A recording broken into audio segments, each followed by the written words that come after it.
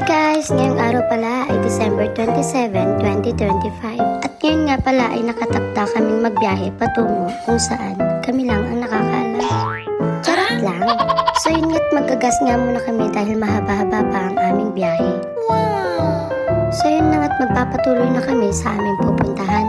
At sasabihin ko na nga sa inyo kung saan nga pala kami pupunta. Bakit hindi ko na lang ba diretsahin kung saan nga ba talaga kami pupunta? Ang dami ko pang pasakalye. Gusto ko lang naman humaba ang voiceover ko bago ko sabihin. O siya, eto na, sasabihin ko na kung saan. Sa Nueva Ecija nga lang naman. Bakit nga ba kami pupunta doon? Abay, bakit ko ba tinatanong sa inyo? Iba talaga epekto ng puyat, no? Masyado kasing excited, kaya ayan tuloy, hindi nakatulog. So ayun na nga, kaya kami pupunta doon ay para mamasyal at dalawin ang aking daddy. Nung nabubuhay pa kasi siya, sabi niya sa akin, doon ko daw siya ilibing pag namatay daw siya. O diba ang layo? So anyway, dito nga pala kami nag-stopover sa may Villaros sa bayan ng Jadi. At dito na nga kami kumain ng aming almusal. Dito nga pala yung unang matarik na akyatan pag pupunta ka ng Nueva Ecija. Nagpalit nga pala yung asawa ko ng sprocket. Paano ba naman kasi medyo hirap ang aming tricycle sa akyatan. Dati kasi ang gamit naming motor ay yung TMX na kahit maraming karga ay kayang-kaya sa akyatan.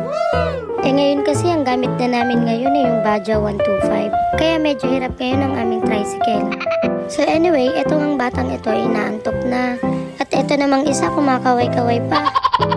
Ang aga ko nga palang natulog, mga 12 AM lang naman. At ang aga ko nga ring nagising, mga 2 AM lang din naman. O diba, 2 hours lang ang tulog ko. Tapos sabi ko pa, babawi na lang ako ng tulog pag nasa daan na. Abay, paano ka matutulog kung ganito kagagandang view ang nakikita mo sa daan, diba? Hindi ko palalampasin ang mga gantong pagkakataon. Once in a year ko na nga lang kayo makita, tutulugan ko pa ba kayo? No way! Susulitin ko na nga ang aming biyaheng ito.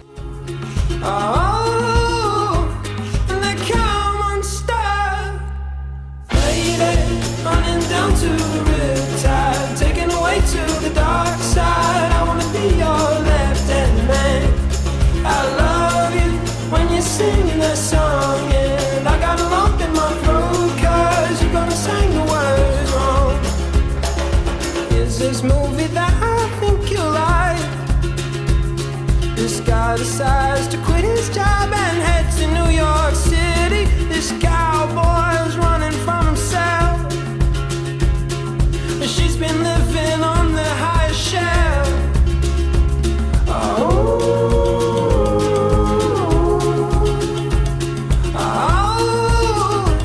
And they come unstuck. Lady, running down to the riptide, taken away to the dark side.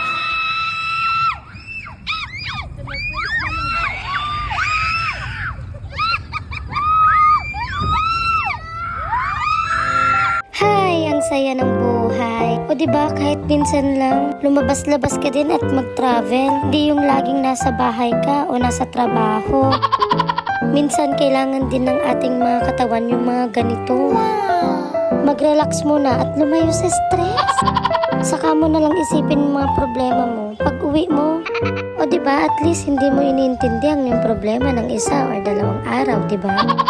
At saka kasalanan din naman natin kung bakit meron tayong mga problema. Kagagawan din naman natin kung bakit tayo nai-stress sa buhay. Minsan may mga desisyon tayo sa buhay na akala natin tama o nakakabuti sa atin. Pero sa paglipas ng panahon, doon natin napagtanto na may kapalit pala ang bawat pagpili. May mga pagkakataong nasasaktan tayo, nadadapa at nagtatanong kung saan tayo nagkamali. Ngunit sa bawat pagkakamali, may aral na nagtuturo sa atin na maging mas matatag, mas maingat at mas mapagkumbaba.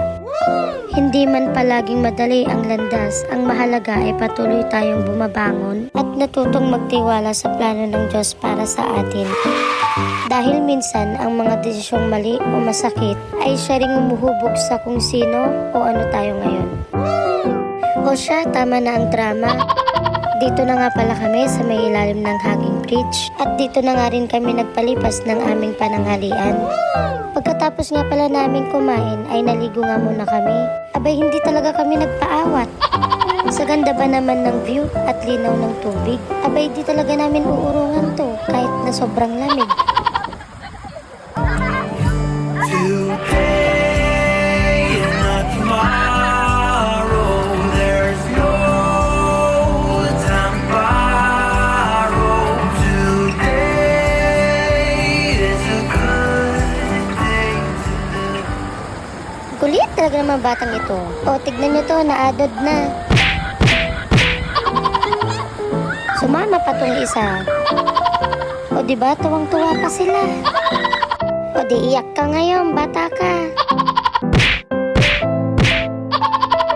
Nakakatuwa ka talaga, Vladimir. Lagi mo na lang pinapatawa si tita mo. Huwag ka nang umiyak, alam ko namang nag-enjoy ka. So yun na nga, tagpatuloy na rin kami sa aming biyahe. Itong biyahe na to ay hindi ko makakalimutan. Sa mga sandaling puno ng tawanan, kwentuhan at simpleng saya na hindi kayang tumbasan ng anumang material na bagay. Sa bawat hakbang ng paglalakbay, may mga alaala na unti-unting hinuhubog ang puso at isipan. Mga sandaling nagpapaalala na ang tunay na ligaya ay hindi nasusukat sa layo ng narating, kundi sa mga taong nakasama sa daan. Maaaring tapos na ang biyahe, ngunit ang mga alaalang ito ay mananatiling buhay sa aking isipan. Ito ay nagbibigay ngiti sa tuwing maaalala ko at nagbibigay ng lakas ng loob sa bawat panibagong pagsubok. Sapagkat sa dulo ng lahat, ang mga masasayang alaala ang nagsisilbing patunay na minsan sa ating paglalakbay, naging tunay tayong masaya.